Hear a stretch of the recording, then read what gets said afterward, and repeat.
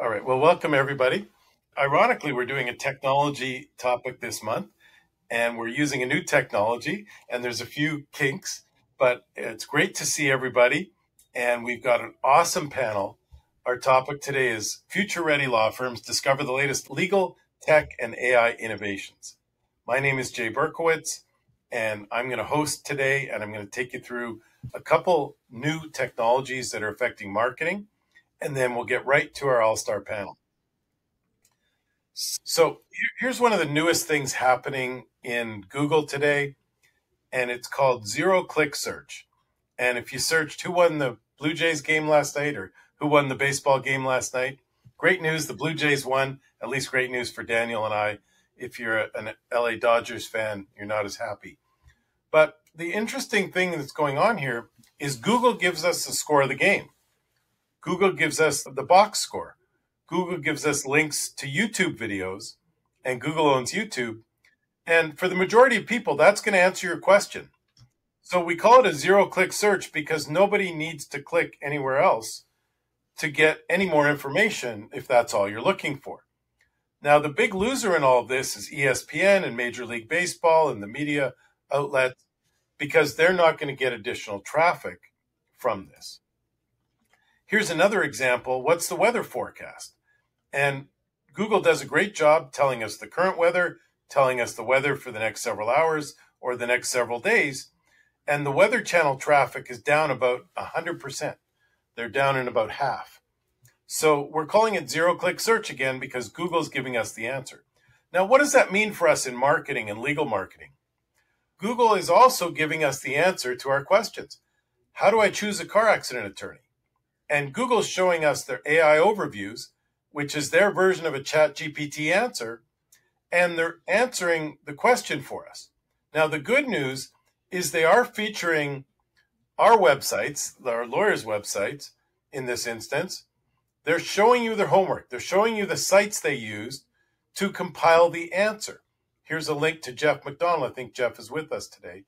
And here's a link to his website. That's one of the websites Google used to compile that answer. So this is a new SEO opportunity, a new search engine link, if you will, that's showing up in the new Google environment. Now, ChatGPT is doing the same thing. They started showing links to clients because they were getting all these trademark or violations of using rights violations of using other people's websites without disclosing where they got that information. So again, this is a free SEO click opportunity that you can get on ChatGPT. Now, in terms of the size of the opportunity, Google is still by far and away the big dog. Google has 19.7 billion searches every day between Google and YouTube. And Google owns YouTube, of course. So ChatGPT has grown. They're actually the number 5 website in the world today, but it's still only 5% of the number of searches in the marketplace. So we're going to focus a little bit on Google. And this is a new thing we're calling AEO, Answer Engine Optimization. So how do you come up in those searches? The first thing is you answer questions because AEO is Answer Engine Optimization. Like as opposed to search engine, these are answer engines. So here's an example of Jeff answering a question. What happens if an Uber hits you? And we optimize that video on YouTube. We use that video on a blog on his website. We use it on all his socials and on his Google Maps. So it's very effective, and you're sending Google signals that we're really good at answering questions. So here's another example of where an answer to a question was used by Google to compile that answer. The second opportunity is to become an authority. And we're seeing in Google searches like, how do I choose a car accident attorney? Videos and Reddit and Quora, question and answer websites coming up in the Google searches. So our YouTube channel has over 1 million views, and we're becoming an authority in the eyes of Google. My friend Jeff Hampton has 473,000 subscribers and millions of views each month, where he answers questions about legal issues in criminal law, and he also has a separate law firm where he does Airbnb attorney, and both of those have been super successful. You want to become an expert. You want to be published in things like Super Lawyers, your local Chamber of Commerce, your local bar association. If you can, get a Wikipedia page. They're really hard to get, but definitely seen as an expert.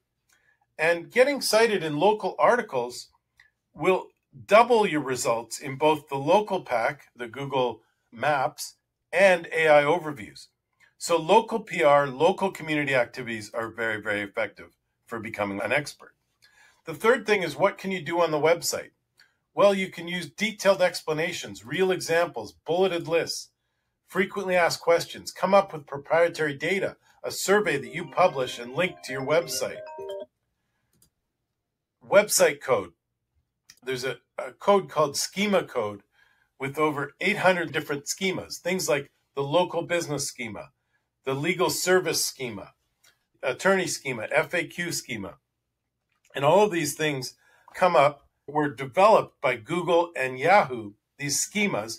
This is simple code that sends Google and Yahoo and all the other search engines a message. We're a local business. Here's where you find us. We're a legal service. Here's our FAQ page. And so when you use this code that the search engines are looking for, such as the FAQ schema or the article schema, you're sending them a message like, here's the simple page and here's the description of what this page is. So just to sum up AEO, the first thing we got to be alert to is there's a new thing called zero-click search, where Google's going to answer the question. But we have an opportunity to come up in those answers by answering questions in our SEO or our AEO, building authority, and things we can do on the website. Now, one other technology I want to talk about is optimizing intake. So if Google's showing fewer searches and Google's sending, there's zero click in some of those search instances, how do we get more cases? Well, one thing we can do is we can optimize our intake, do a better job with the calls we do get. And we've developed a proprietary bot at 10 Golden Rules.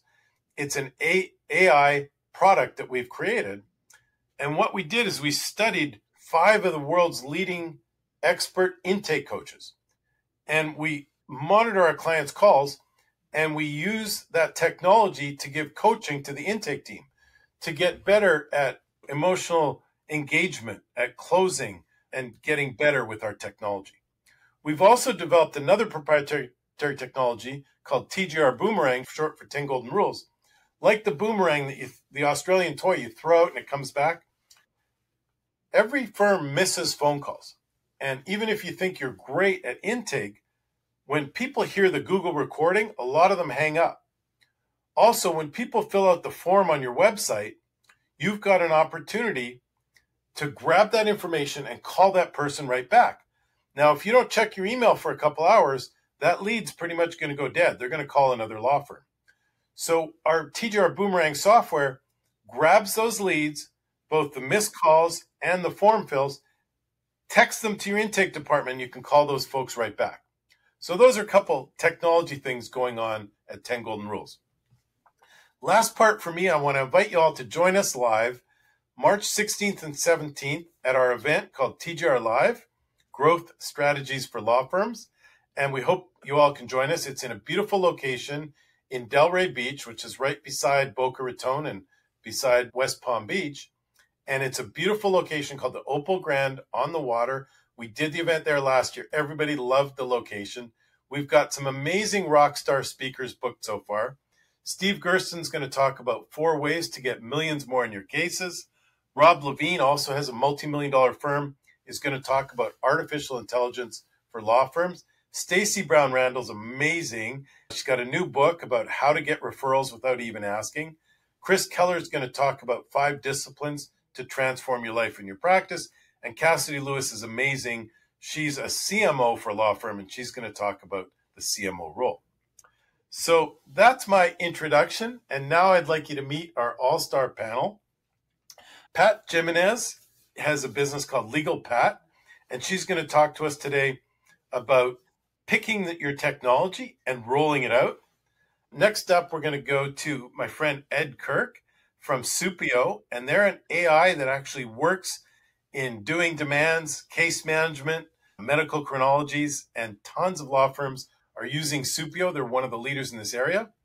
Then we're going to meet Manny Griffiths, and Manny has a product called Hona that's really, really good once you sign a client on to communicate with your clients and answer all their questions. And the number one bar complaint is, what's the status of my case? And so this technology and this AI is really great at communicating with clients.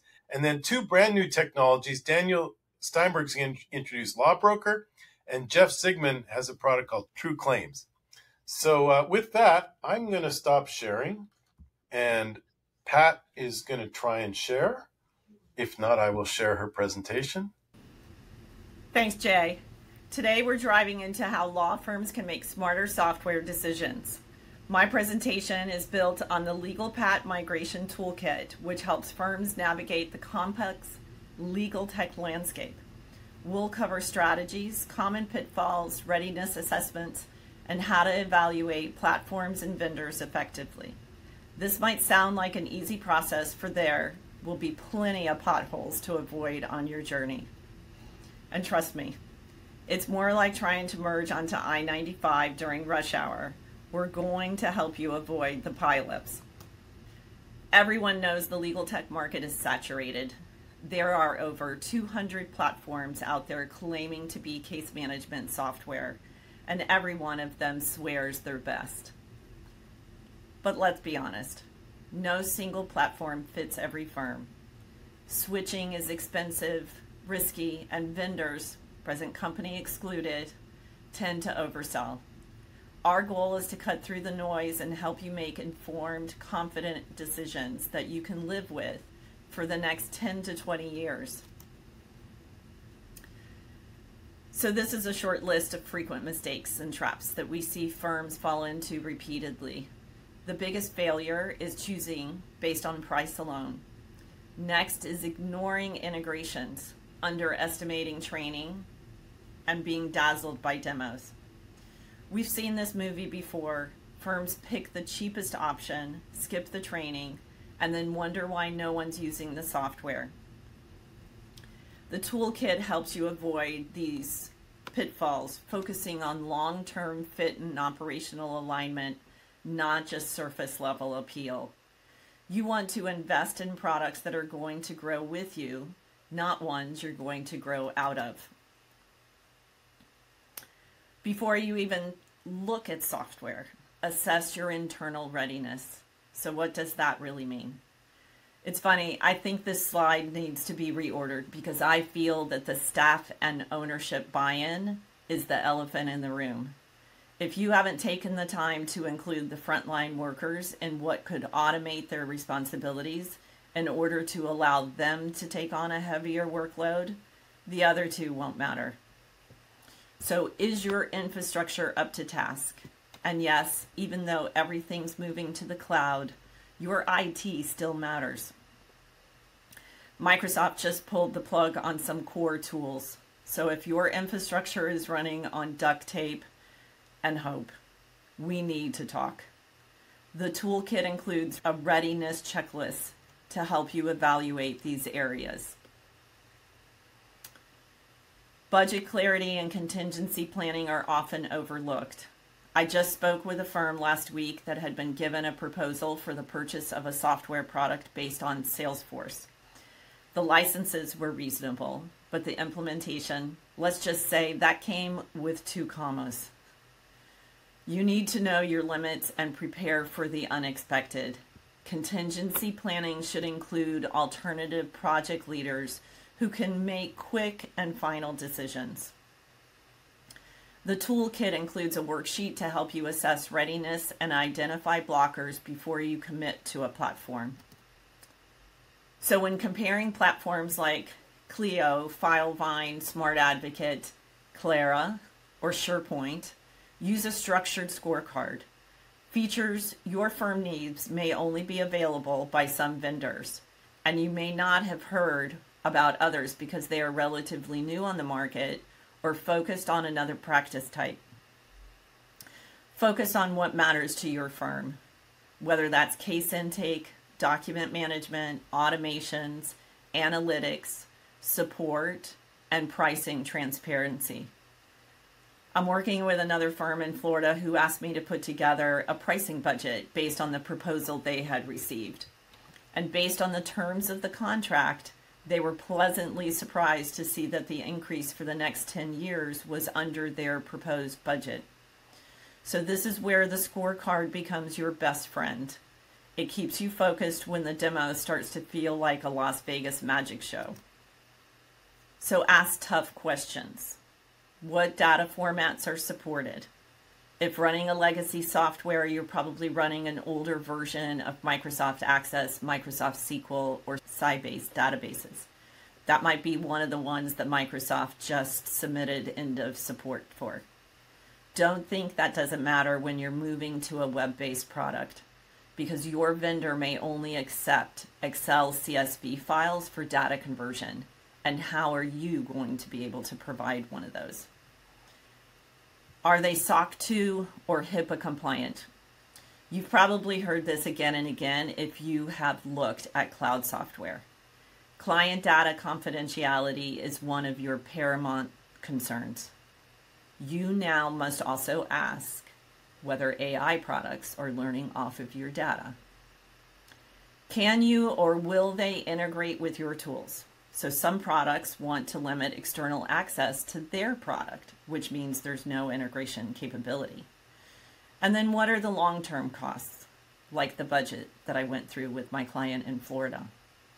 The toolkit includes a vendor question guide to help you uncover what's often hidden in demos. So LegalPad is vendor neutral, or as I like to refer to myself, as the Switzerland of software. So we're not here to sell you a platform. We're here to help you not regret the one that you pick. My team of consultants have over 30 years of experience in the legal industry, and we use our hands-on experience to tailor your journey to finding software to enable your firm to be more productive. Our toolkit and consulting approach are designed to support long-term success, not just implementation. We're here to help you build systems that align with your mission. So our expert guidance makes a difference. As my client Brian Lebovic says, you'd be foolish not to get a consultant fluent in analysis and integration. The LegalPad Migration Toolkit is powerful. Having a trusted advisor isn't just nice. It's the difference between a smooth launch, and I really like this, and a 6-month migraine. This testimonial speaks to the value of having a trusted advisor. Software decisions affect every part of your firm and every person in your firm. So don't go it alone. So yes, there's potholes, but with the toolkit and a good guide, you'll cruise right through. The LegalPad Migration Toolkit gives you the structure, and our consulting gives you the expert support and benefits. We will help you avoid the Las Vegas magic show.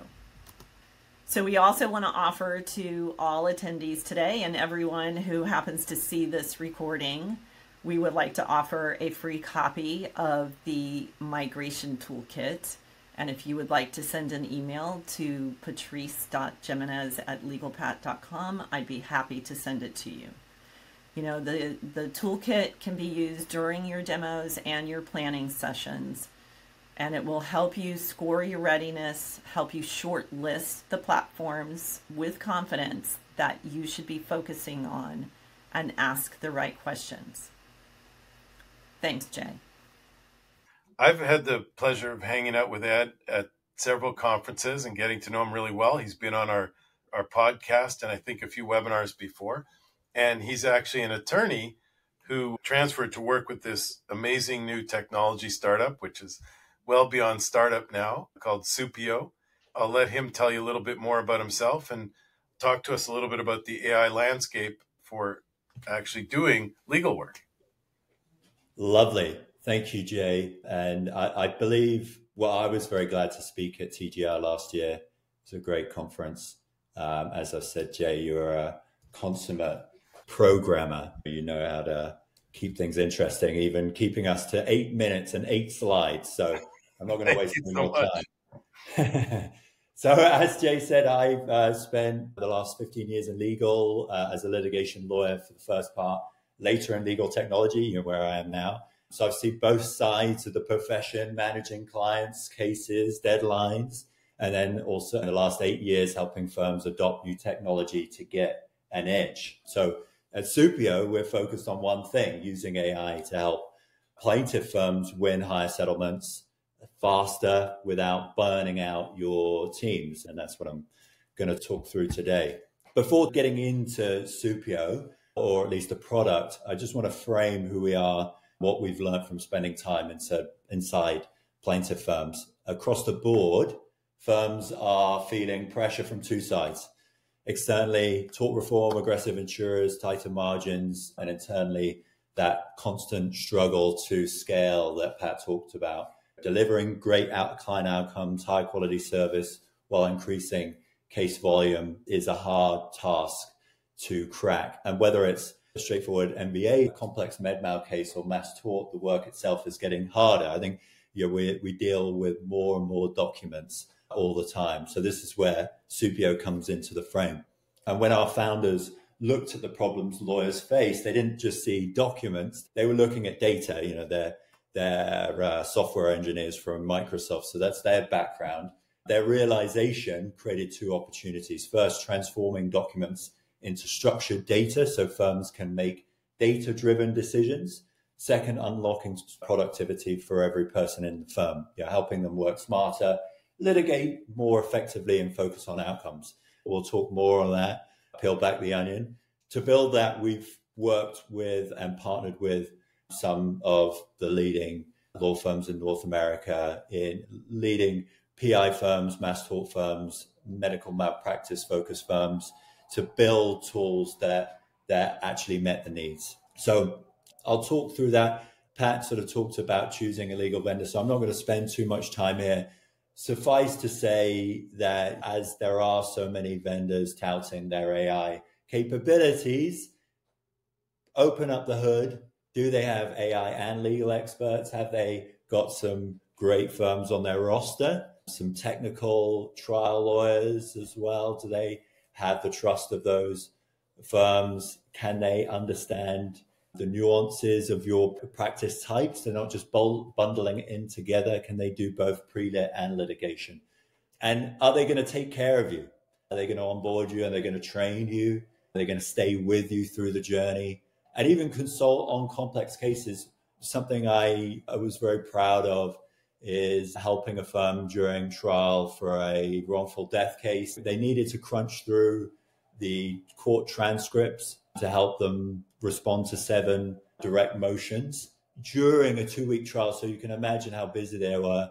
Supio helped them navigate that data quickly, respond to those motions in real time on the way to a $24 million verdict. So that's the kind of technical assistance that we can assist with our firms as well. So where's this all going? I think we're all saying that this technology is moving at a breakneck speed. Models are getting smarter. They're learning to reason, not just predict. They understand context, nuance, and intent in the same way lawyers do. And the platforms are taking on more in the way that they start as kind of drafting assistants, and now they're becoming more end-to-end workflow automation, chronologies, deposition analysis, demand drafting, litigation prep. We're going to see lots more talk about agents, research agents, drafting agents, agents that can interact with clients, I'm sure, too. And third, the accuracy and the personalization are going to get better and better. Precision is obviously key. Personalization around your law firm, the way you operate, the way you draft documents, tone, all of those things, building technology around the way you want it to work, that's going to be really exciting. And that's our focus: smarter reasoning, broader capability, personalized precision. This is where we're at today, focusing in both pre-litigation around helping you to analyze cases quicker in the sense of highlighting missing documents, gaps in treatment, undiagnosed injuries, building up a ledger around the bills, helping you to draft demands instantly. And then when you move into litigation, giving you everything at your fingertips with more drafting tools, helping you to with a discovery suite. So prepping for depositions using Supio live in depositions to help you ensure that you're getting every point across and every answer you need. And also interacting with mediation or in trial, helping you to push back on defense arguments so that you're not sort of pushed back, you're on your feet, confident at all times. And this is where we're at today in terms of where in our support for firms. We've supported close to 30,000 cases, over $1 billion in settlements. You see there that in the corner there, that $495 million verdict was a mass tort baby formula case. We helped Tor Herman navigate 40,000 pages of medical records to that victory against some of the toughest defense lawyers in the country. So, and I just want to also, before I leave you, highlight that, yes, maybe you've heard technologies out there that do demands, that do chronologies, or maybe you use a ChatGPT to do it and you say that's just fine, ignoring the risks of your client's data becoming part of the training engine for ChatGPT. But why Supio? Why us instead of all the other guys who are out there? We designed for accuracy beyond human levels. We built an AI platform with humans in the loop, expert who define what good looks like and continuously calibrate performance. This human plus machine model ensures every output is benchmarked against real legal expertise, not unchecked automation. That's why Supio understands right from wrong, facts from opinions. It knows a defense witness statement doesn't carry the same weight as a doctor's note, and it grasps the nuance between case types. In MBAs, medical records are facts. In MedMal, those same records demand interpretation. In mass torts, the models look for specific injuries and causal patterns. It's not just about faster. Every AI can do faster. The value is in the accuracy because that's what drives winning settlements and judgments. And that's Supio. So thank you so much for hearing me for the last sort of 8 minutes. I hope, Jay, it was 8 minutes and I succeeded. If you'd like to reach out to us, here's... Oh, that was awesome, Ed, and right on time. I just want to ask you one question, maybe dumb it down for us, and just tell us a story about a firm, maybe like a mid-sized firm that's using the product, a case result that they got. Yeah. And I'm thinking about a firm that we both know in Pennsylvania, and something that they highlighted to us that Supio is helping them to do is uncover hidden value. A lot of firms these days grade their cases A to D and E, in terms of how they value them. Yep. And he was saying that they had a case that they valued at $25K, meaning that perhaps psychologically to the attorneys at the firm, this isn't a case I need to put too much resource in. Supio highlighted, though, a numbness and tingling in the undiagnosed injury set that we flagged for them. That helped them to increase the value to $250K. And so that's sort of that tangible insight that helps firms as they're scaling to stay on top of issues that may slip through the cracks. A bill from a hospital that may slip through, they may have settled and then they have sort of embarrassment where they're trying to claw back a settlement from the client. Those types of things, giving them a second pair of eyes to their cases. Yeah, and stick around for the panelists till the end and we'll take questions from the audience. But one other quick question, like if a small firm or even a large firm hasn't jumped into AI yet, what do you recommend? What's something simple to get started? I think speaking to firms, I've heard firms who are doing it in a considered way start with a Perplexity or a ChatGPT and they give them guardrails. They say, hey, this is the types of tasks, start experimenting. What we're trying to do is we're trying to uncover the wins that will help speed up the way we work today. And then they come to a company like ours, knowing what they're looking to achieve, knowing what the technology can do. And now they just need a partner who knows medical records like we do, has that technical know-how to really help them take it to the next level. Awesome. Well, Ed, great as always. Thank you, Jay. And thank you for being here. And don't go anywhere because we will open up the entire panel to questions at the end. And so hopefully Manny can master the technology, get his camera on and his mic. Awesome. How are we doing? How's that? sound crystal clear, look great. You want to go ahead and share your slides and teach us all a little bit about 5-star customer service. Absolutely. So hi, I'm Manny. I'm co-founder and CEO of Hona, and going to talk a little bit about 5-star service and how to win the client journey.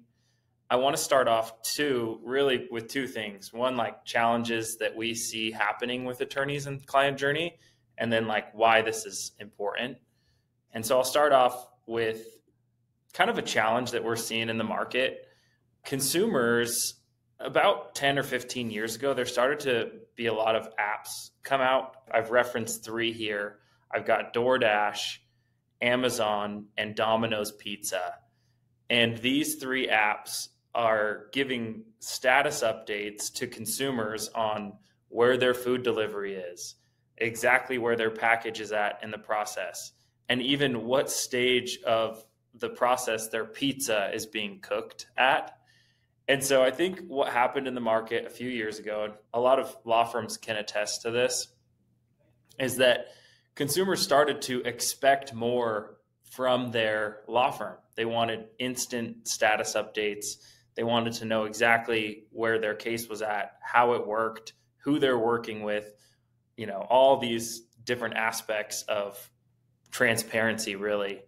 And so with this type of technology coming out, law firms started to get an increase of phone calls of, hey, what's the status of my case? Or where's my case at? And it became burdensome to law firms. Obviously, lawyers love what they do. They want to talk to their clients, but it is tough when the expectation is at an all-time high.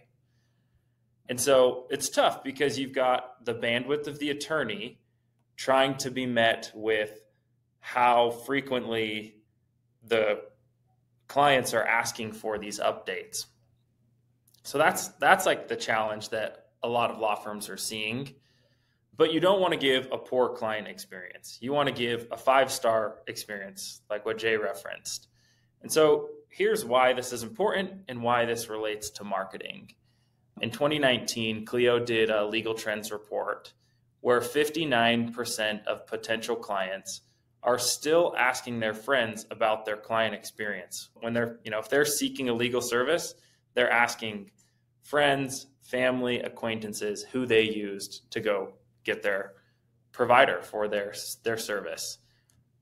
57% do research on the internet, and 16% do both. So that's kind of where you have the overlap of both. So if someone has a good client experience, it leads to 2 things. First is referrals. And I love, Jay, that you have Stacy talking about this at your conference in a few months, how to get referrals without asking. And that's like the core of why Hona exists, is to give people a great client experience so that they can get more referrals. The other part of this, and kind of the second result of having a great client experience, is this 57% of people that want to do their own research. They want to go to Google, they want to look at reviews, they want to go through those reviews and see what aspects of the firm were important to their former clients. So reviews. So if someone has a great client experience, they're going to refer you business and they're going to give you a good review, which in turn helps you get more business from people searching online. So just to recap, we've got this challenge where consumer expectations for updates are at an all-time high, but law firms don't have the bandwidth to give the updates that clients want. And it can be a huge boost to your business if you're doing a great job with client experience. So that's why we created the tool that we have. Now, I'm going to talk about a really cool AI update that's going on in the market, but I'll tell you a little bit about Hona right now. So we have a client journey software, and it connects to your case management software.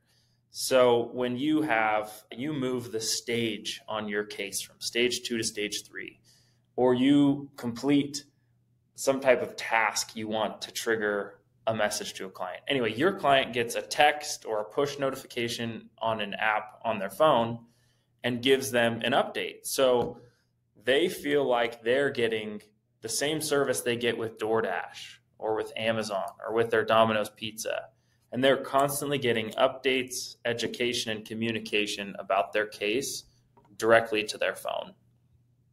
So that is a little bit about Hona. I think you're kind of understanding how this works. I hope everyone's clear on how this works. But here's like the latest tech trends is what Jay wants to talk about on this webinar. Here's something that I think is really interesting. So Ed Kirk's company, Supio, even up a lot of these AI companies have had these voice agents, these agents calling clients of law firms and collecting information about treatment on their case. And that it's this crazy thing where your client's getting a phone call from a voice agent and it's asking them questions. Hey, which medical providers did you see this week? And so this technology is crazy to me, but we have incorporated this same thing into our platform. I love this has become, these little three sparkles has become the symbol for AI. But the latest trend in technology is that, like Hona, we're using these voice agents during the case process to do two things: to either call and give updates to your clients, or to call and collect information on their case. Once that information is collected, it pushes it into Hona and it pushes it into your case management software. So really cool thing. It's like on the cutting edge right now. This is what people are starting to use.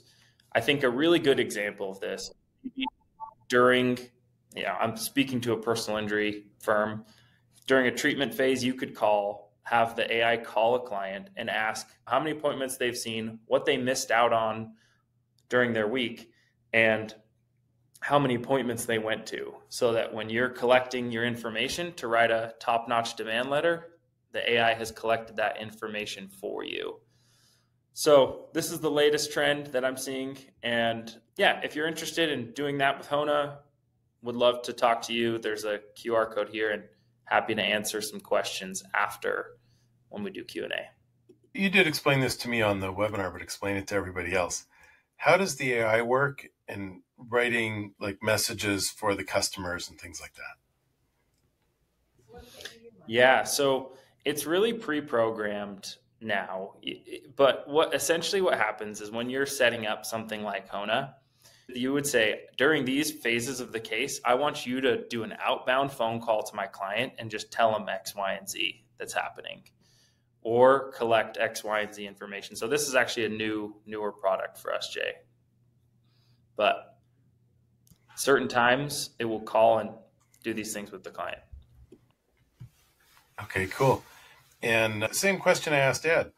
If somebody hasn't jumped in to any of this new technology, what's your suggestion?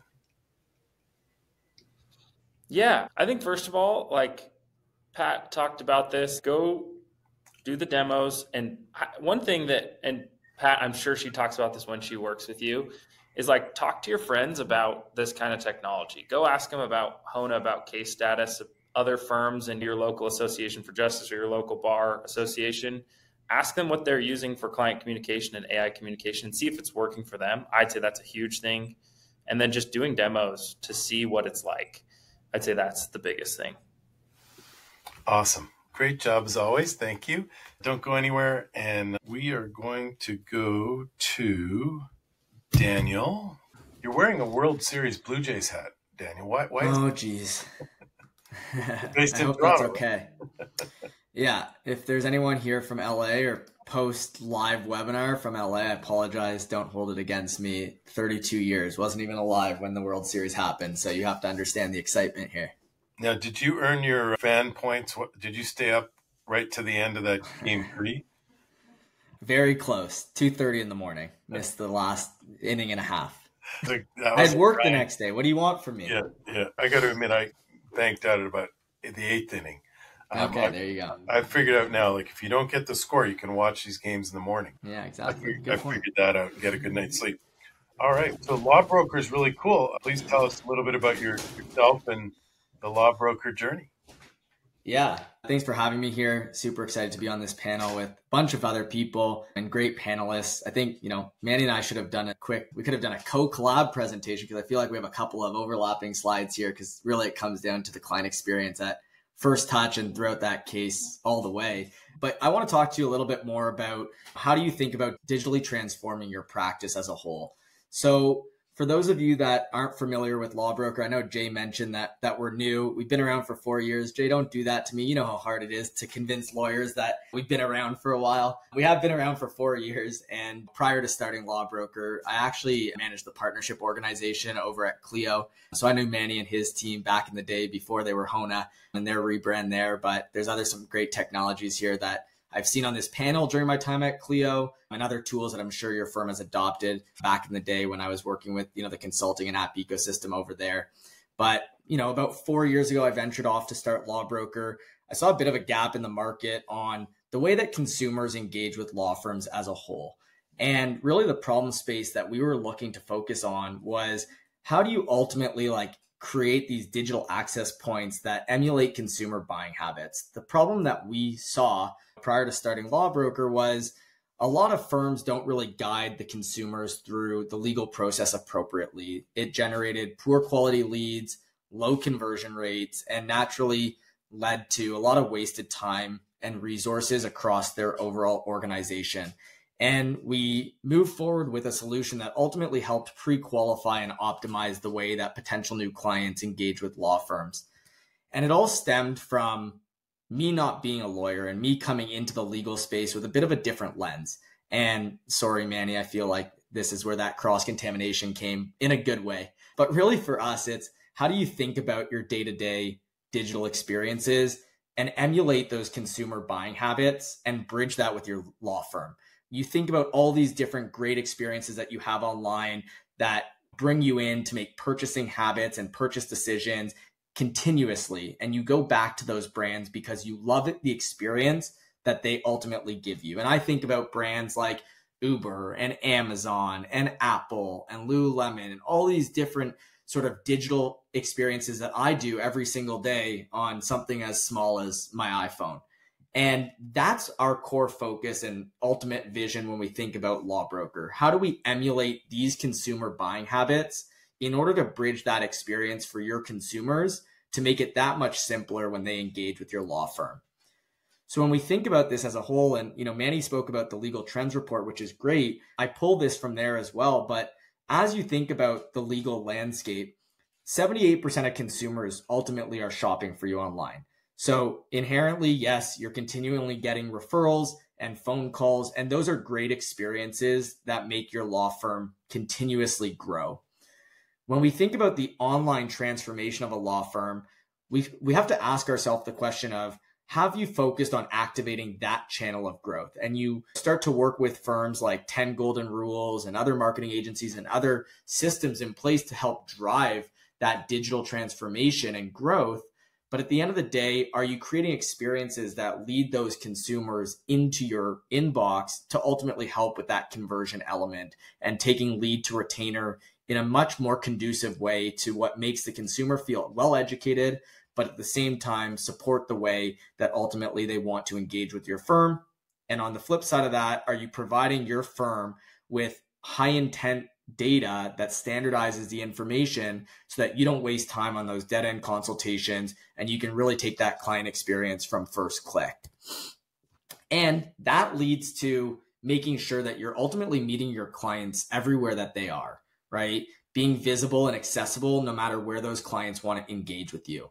There's 7 to 10 different ways that clients are finding you. Referrals, social media, email marketing, Google My Business, AEO like Jay talked about earlier, Meta, Avo, Super Lawyers, FindLaw, Lawyer.com, Google Ads. There's so many different solutions that ultimately your clients are engaging with you in. And your job as a law firm as a whole is to make sure that you're present in every single one of those domain expertise so that those clients can find you in an easier way.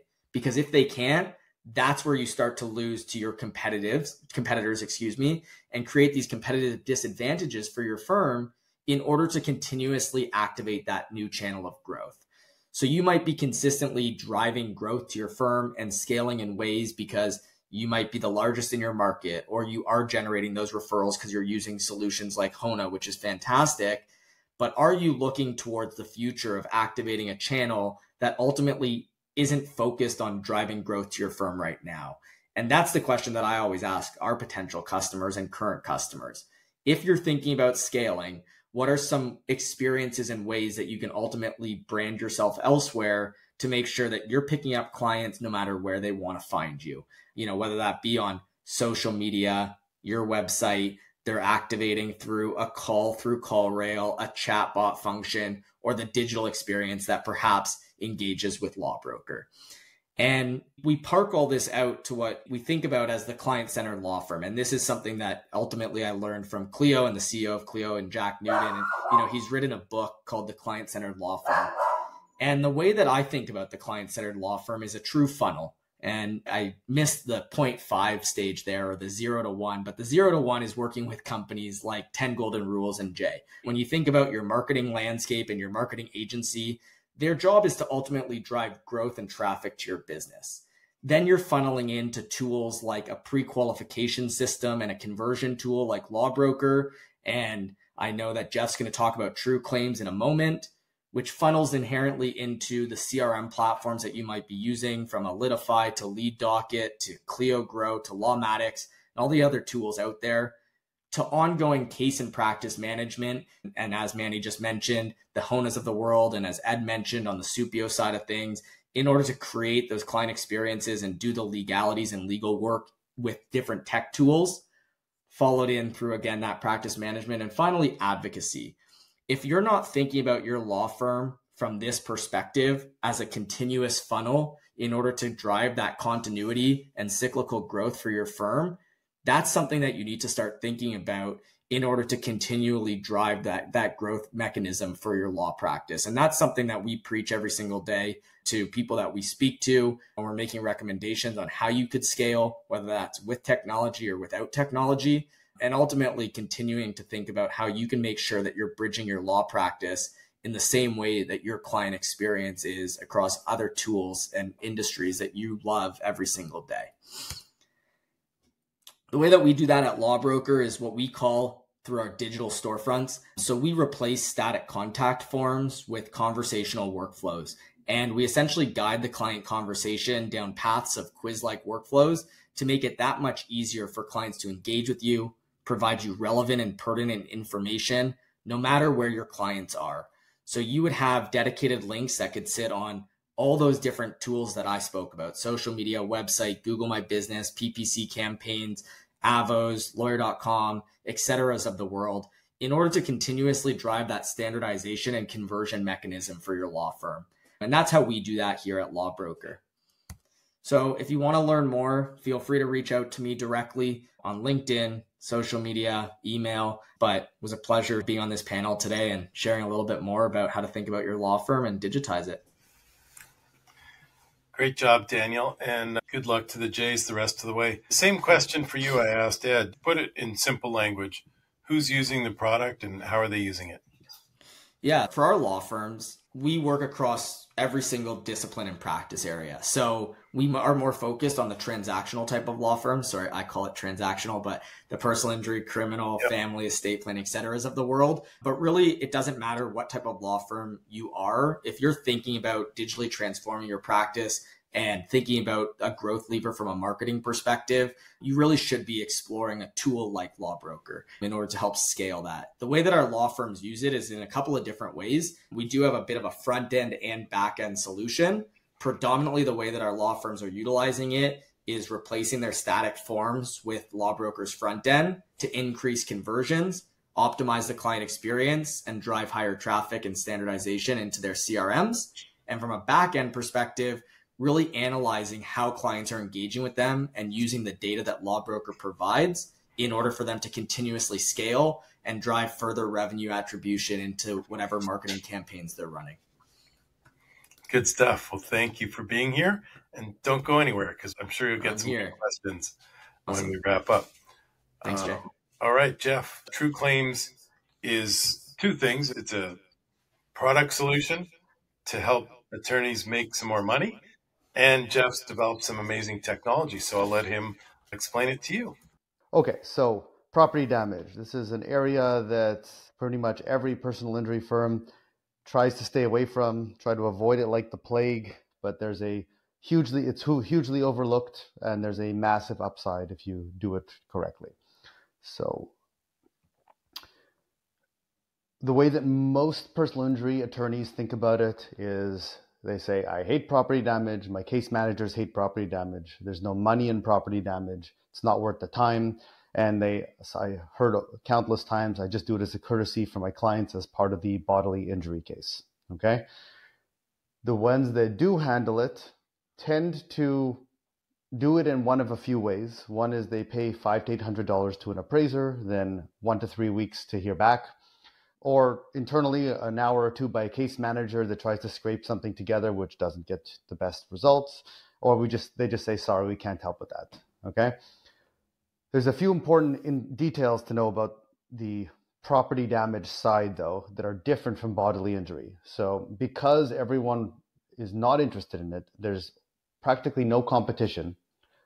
The money is not bad that you can make on this, especially if you're doing a lot of them. They get settled in about 1 to 4 weeks, so it's quick cash flow compared to bodily injury. There are so many of them out there. You can get fast Google reviews, and the biggest thing on the client's mind. And the common problem when you're, especially at intake, is when you're talking with a client or your people on the phone are talking with them, and the biggest thing on your firm's mind is the bodily injury, and the biggest thing on their mind is the vehicle damage. There's a disconnect there. And this allows your people to actually bridge that disconnect. Okay. So just to give you a couple of stats, in 2022, these are property damage only claims with no cases with no injury or death. So the quantity of them is exceptionally high, and there's nobody capitalizing on it, or not too much yet. Okay. As a frame of reference, I have over 180 personal injury firms coast to coast on true claims. Okay.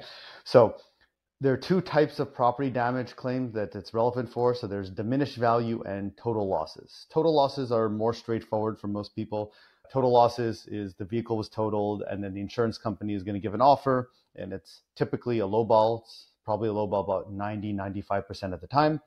And then how do you get your client more money and even make money yourself for your firm? And then there's diminished value. So diminished value is, there are law firms who are handling these.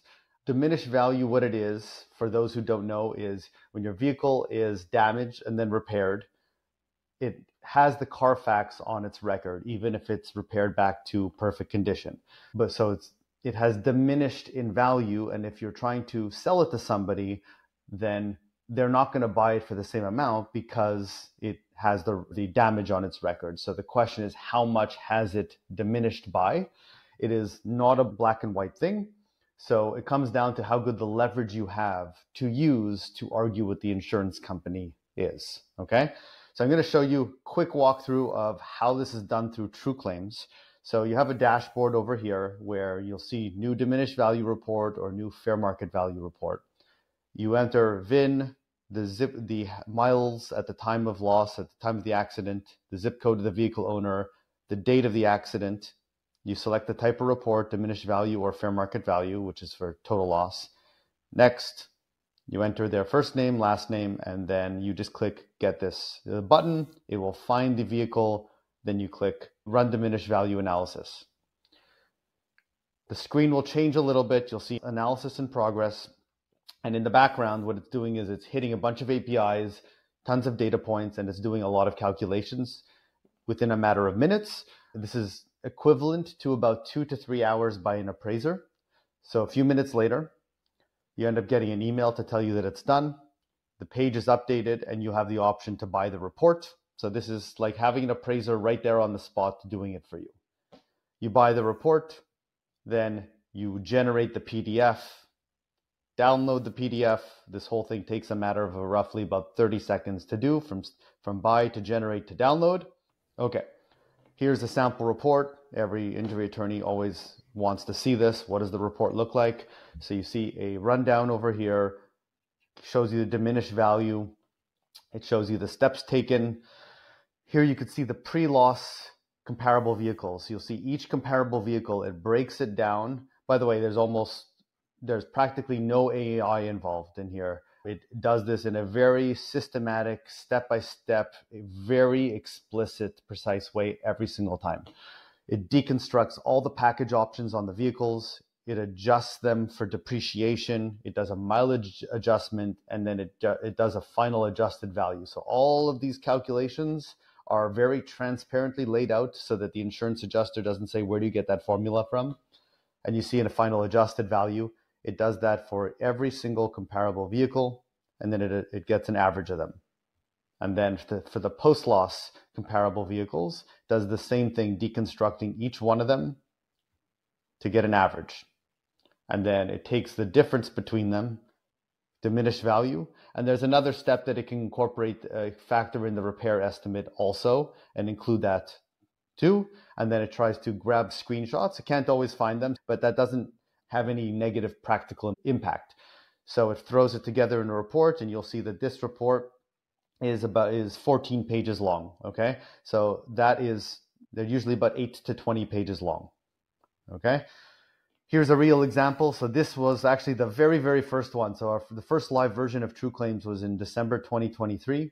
Here, the initial offer was $1,100. The True Claims value came to $7,500.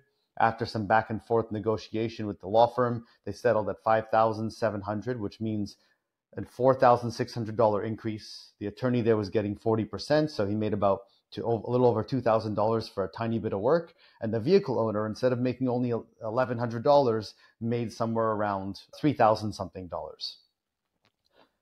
Other features include redoing the report, a one-click demand letter, AI rebuttals, and also if you need to bring it to court. Okay, so the redo feature, what that does is it just allows you to redo it, but expanding the parameters of comparable vehicles. So you can see over here some examples of how the diminished value jumped up based on using the redo feature, from $300 to $7,000, from $5,000 to $11,000, and so on. You could see a bunch of cases. There's many more beyond that.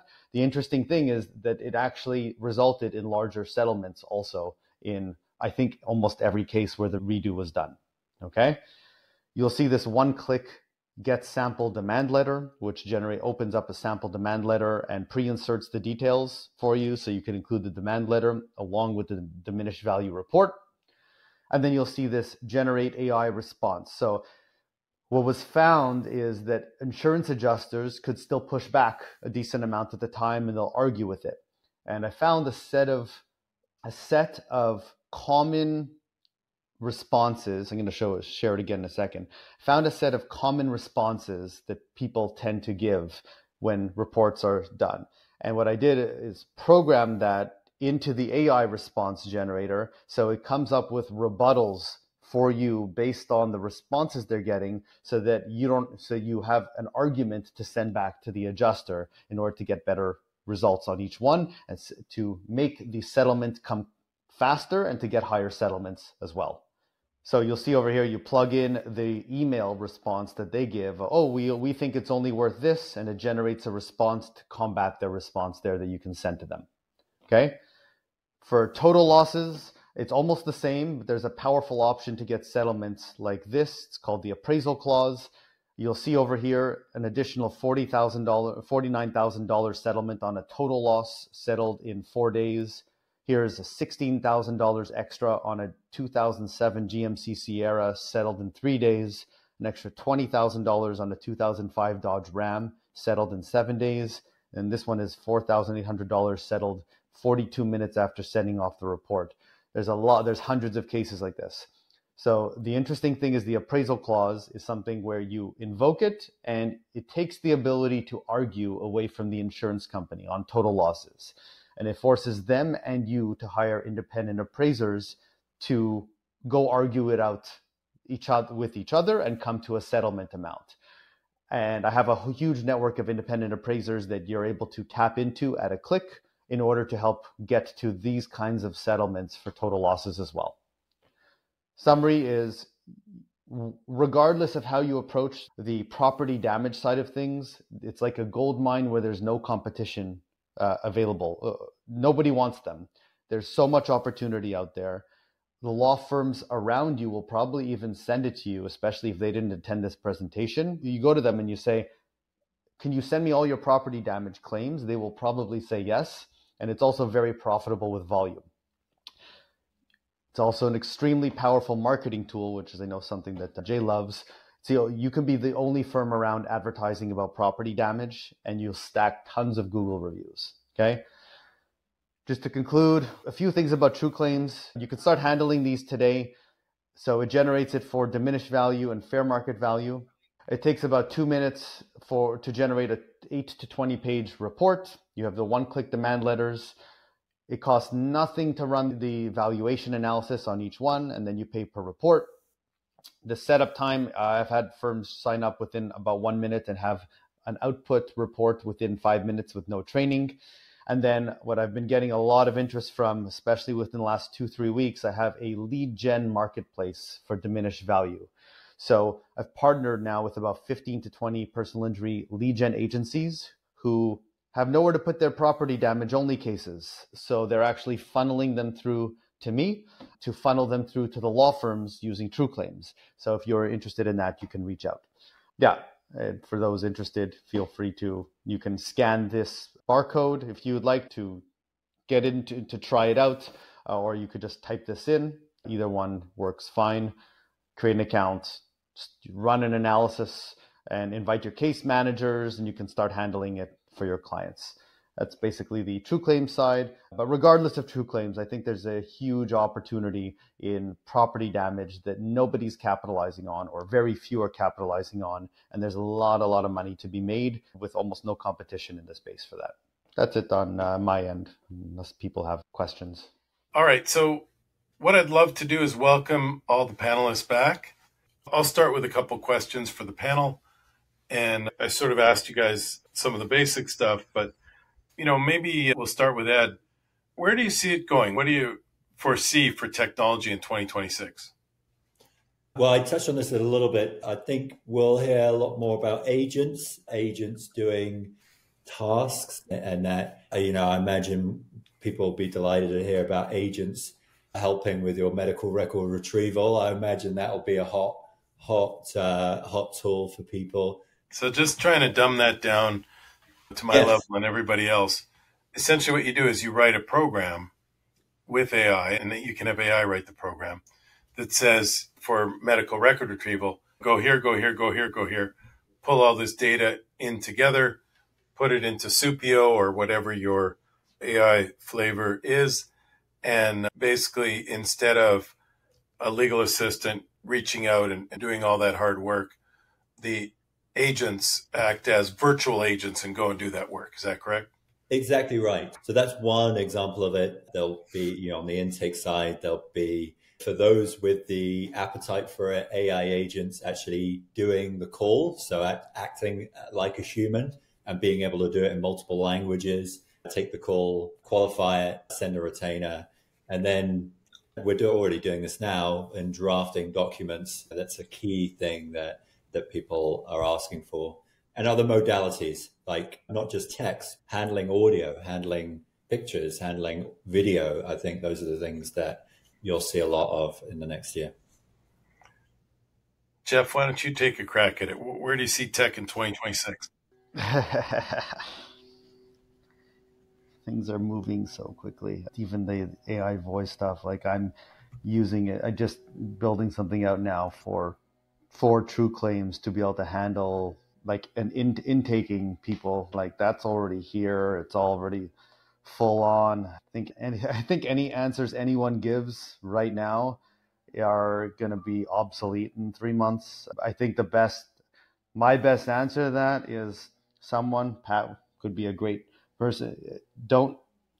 It takes too much time and energy to stay up to date on everything. Try to find somebody who is staying up to date on everything, consult with them to figure out what's available, as opposed to spending hours and hours and hours and hours a week or per month trying to do it. It's going to take you away from running your law firm, and we have no clue where it's going to be in 6 months from now. Daniel, why don't you pull out your crystal ball? Where do you see tech in 2026? It's a great question. I think there's gonna be a lot of consolidation, and I think there's a lot of AI tools that are helping people scale. And I think that a lot of law firm adoption into those tools is going to help support them continue to grow and run their practices in a lot of different ways. But at the same time, accessibility of technology is going to become a lot easier. And these different sort of AI tools and agents, as Ed talks about, and things like that, are going to become common practice in the next 365 days plus. That is going to be very interdependent based off your role and the division within inside of each one of your law firms and so forth. So again, like, not a direct answer, but at the same time, I think there's going to be a lot of consolidation, and I think tech adoption is going to be on a per practice group and per sort of unit basis at each one of these law firms specifically. Pat, where do you see tech in 2026? There's no question that the adoption of AI is going to be more infiltrated into the firms that are 100% against it. And I love to tell stories about how some firms are so afraid because of the obvious bad press that some of the attorneys have gotten with research that they won't even use AI in Lexis or Westlaw. So I do see that there's going to be that peer pressure ultimately.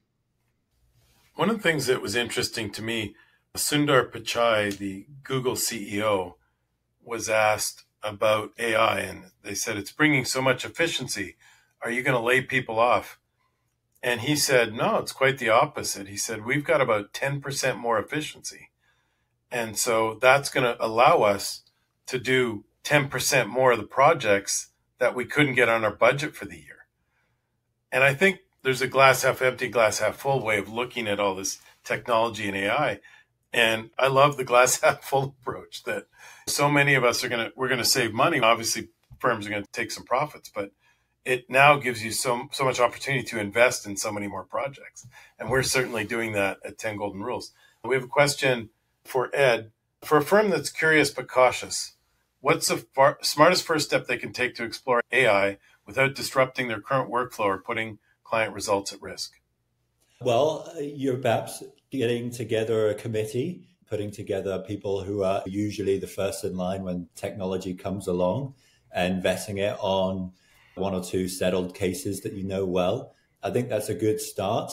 And before you start there, talk about what you like to achieve. Talk to your paralegals, your associates, your partners, and what are the things that would make their lives better? If you've waved a magic wand and maybe you come up with some things that you can demand from your vendors. We're very much in a stage where people like Supia, we're malleable. We're here to listen to our clients to go in the direction where it adds most value to you. So if you get close to us, we may make your dreams come true. Awesome. Well, thank you all so much for being here and doing a great job and staying on schedule. And I look forward to seeing everyone at TGR Live.